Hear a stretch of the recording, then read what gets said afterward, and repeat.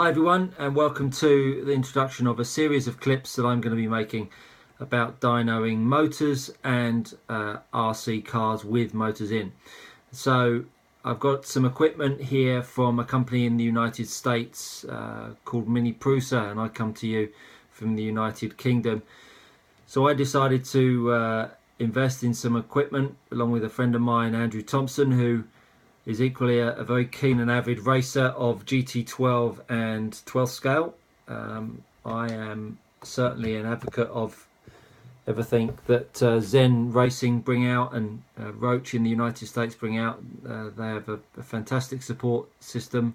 Dave Spashett and Paul Roadmark always on the telephone to help out whenever they can. But something that really they can't help you with, nor it seems that the internet can help you with, is trying to find out the best way to go about finding a sweet spot on a motor. For me, I've been racing GT12 for about 3 years now, and I'm progressing nicely onto 12 scale. It's a progression from a sort of a club class GT12 scale to 12 scale, which is a slightly more advanced car. But anyway, for those of you who know, will know about that. But getting back to the point of this introduction is to tell you about the equipment that I've got here.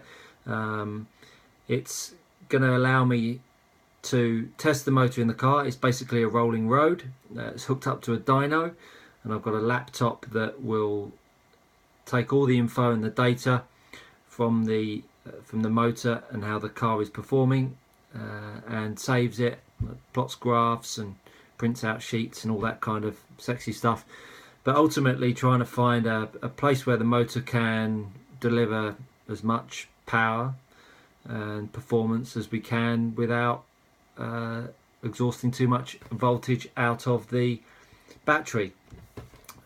Obviously I have no clue. I mean, nothing's on the internet. Nobody seems to want to divulge what's going on with their motors. If they are dynoing, I have no clue about whether people are doing it or not. So I'm a bit of a blind squirrel here as well. So all I'm going to do is I run my car. So I ran my car at the weekend at West Kent. It was 12 scale, and I was running the R1 motor at a 71.6 rollout. I think I was at, sorry, 76.8 rollout, I beg your pardon, and the time was set at 56 degrees on the can.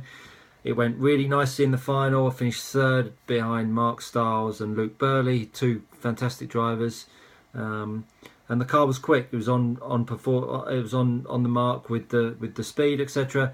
So I've just come back. I plotted a graph for that, and that's given me a bit of a benchmark, which I'll talk you through in the next video clip.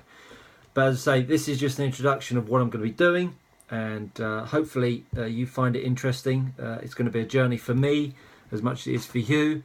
I run a page on Facebook called GT12 Help if you want to hook up over there. That's GT12 fundamentally, but I'm going to try and change that over to including 12th scale as well. Got the 12th scale nationals coming up.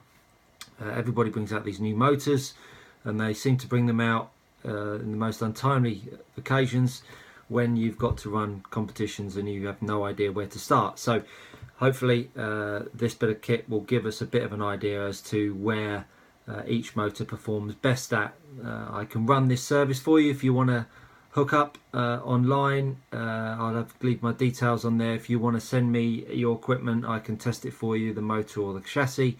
But hopefully this will give you some idea as to what this kit can offer you. It's reasonably expensive.